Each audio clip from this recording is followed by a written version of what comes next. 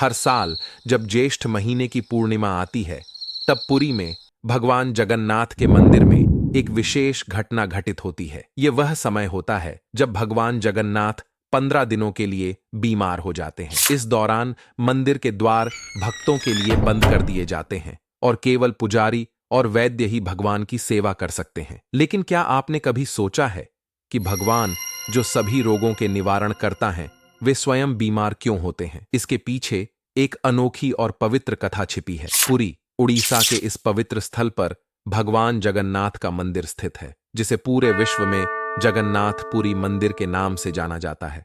हर साल इस मंदिर में एक अद्भुत घटना घटित होती है, जिसे स्नान यात्रा कहा जाता है। और इस दिन भगवान जगन्नाथ, उनके भाई बलभद्र और बहन सुभद्रा की मूर्तियों का भव्य स्नान होता है। यह स्नान 108 कलशों से किया जाता है, जिनमें गंगा जल और औषधियों का मिश्रण होता है।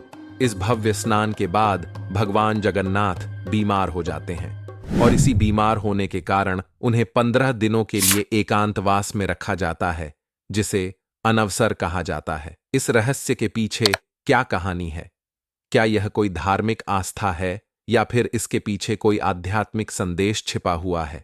यह कहानी माधवदास से शुरू होती है, जिनका जीवन भगवान जगन्नाथ के प्रति गहरी श्रद्धा और प्रेम से भरा हुआ था। बचपन से ही माधवदास का दिल दुनियावी चीजों में नहीं लगता था। वे हमेशा भगवान जगन्नाथ की भक्ति में डूबे रहते थे। उनका एक ही विश्वास था, भगवान जगन्नाथ ही उनके जीवन का सबसे बड़ा सहारा है। माधवदास हर दिन भगवान के दर्शन करते और उनकी भक्ति में लीन हो जाते। उनकी भक्ति इतनी गहरी थी कि वे भगवान के बिना एक पल भी नहीं रह सकते थे। उन्हें भगवान जगन्नाथ में अपने जीवन का सार दिखता था और वे हर दिन उनके साथ कुछ नया अनुभव करते थे। माधवदास के जीवन का हर दिन भगवान की सेवा और भक्ति में बीतता था और उनके लिए इससे बड़ा कोई सुख नहीं था। एक दिन जब माधवदास अपने रोजमर्रा के कार्यों में लगे हुए थे, अचानक उनकी तबीयत बिगड़ने लगी। उन्हें दस्त और उल्टी की समस्या हो गई, जो धीरे धीरे गंभीर होती गई। उन्होंने किसी से भी सहायता लेने से मना कर दिया और अपनी भक्ति में लगे रहे। माधवदास की बीमारी अब गंभीर रूप ले चुकी थी। उनका शरीर इतना कमजोर हो गया था कि वे अपने बिस्तर से भी उठने की स्थिति में नहीं थे। फिर भी उनके दिल में भगवान जगन्नाथ के प्रति उनकी भक्ति और विश्वास अडिग थे। उन्होंने अपनी बीमारी को भी भगवान की इच्छा मानकर स्वीकार कर लिया और सोचने लगे, प्रभु की यही मर्जी है तो इसे सहना ही होगा। जब उनकी बीमारी की खबर फैलने लगी तो लोग चिंतित हो गए। बहुत से लोगों ने उनकी मदद करने की कोशिश की, लेकिन माधवदास ने किसी की सहायता स्वीकार नहीं की। वे अपने भगवान के अलावा किसी और से सहायता लेना नहीं चाहते थे। भगवान जगन्नाथ, जो अपने भक्तों के प्रति अत्यधिक करुणा रखते हैं, अपने प्रिय भक्त माधवदास की इस पीड़ा को नहीं देख पाए। उन्होंने सोचा, माधवदास मेरी भक्ति में इतने लीन हैं और मैं उनकी इस पीड़ा को कैसे सह सकता हूं। भगवान ने यह निर्णय लिया कि वे स्वयं माधवदास की सेवा करेंगे ताकि उनके भक्त की पीड़ा को कम किया जा सके। एक रात भगवान जगन्नाथ ने एक साधारण सेवक का रूप धारण किया और माधवदास के घर पहुंचे। उन्होंने धीरे से दरवाजा खोला और अंदर प्रवेश किया। माधवदास अपने बिस्तर पर लेटे हुए थे। उनकी हालत बहुत नाजुक थी। भगवान ने उनके पास जाकर धीरे से उनका सिर उठाया और अपने गोद में रखा। उन्होंने अपने हाथों से उनके माथे पर ठंडे पानी की पट्टियां रखीं ताकि उनका बुखार कम हो सके। भगवान ने माधवदास को औषधि दी और उनके शरीर को साफ किया। उन्होंने जिस प्रेम और देखभाल से यह सब किया, वह किसी के लिए भी अद्वितीय था। भगवान की सेवा ने माधवदास की हालत को धीरे धीरे बेहतर बनाना शुरू किया, लेकिन माधवदास को इस बात का कोई अंदाजा नहीं था कि उनके सेवक के रूप में खुद भगवान जगन्नाथ उनकी सेवा कर रहे हैं। माधवदास की हालत में सुधार होने लगा, लेकिन वह अब भी पूरी तरह से स्वस्थ नहीं हो पाए थे। उनके मन में एक ही विचार था कि भगवान जगन्नाथ की मर्जी से ही सब कुछ हो रहा है। उन्होंने इस समय को भगवान की इच्छा मानकर धैर्यपूर्वक सहन किया। एक दिन जब वे पूरी तरह से होश में आए तो उन्होंने उस सेवक को देखा जो इतने दिनों से उनकी देखभाल कर रहा था। अचानक उनके मन में एक अजीब सा एहसास हुआ। उन्होंने गौर से देखा और तुरंत पहचान लिया कि यह कोई साधारण सेवक नहीं, बल्कि स्वयं भगवान जगन्नाथ हैं, जो उनके रूप में उनके सेवा कर रहे हैं। माधवदास की आंखों में आंसू आ गए। वे भगवान के चरणों में गिर पड़े और बोले, प्रभु, आप तो साक्षात त्रिभुवन के स्वामी हैं, फिर आप मेरी सेवा क्यों कर रहे हैं? आपकी इच्छा के बिना इस संसार में कुछ भी नहीं हो सकता। अगर आप चाहते तो मेरी बीमारी को पल भर में ठीक कर सकते थे।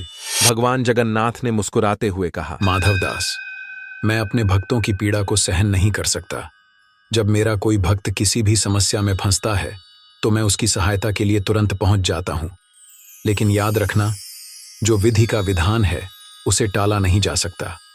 तुम्हारी यह बीमारी तुम्हारे पिछले जन्मों के कर्मों का फल है, जिसे तुम्हें सहना ही था। लेकिन तुम्हारी भक्ति और प्रेम को देखते हुए मैंने यह निर्णय लिया कि तुम्हारे शेष 15 दिनों के कष्टों को मैं अपने ऊपर ले लूंगा। यह सुनकर माधवदास का हृदय भगवान के प्रति और भी अधिक श्रद्धा और प्रेम से भर गया। उन्होंने महसूस किया कि सच्चे भक्त के लिए भगवान किसी भी सीमा तक जा सकते हैं।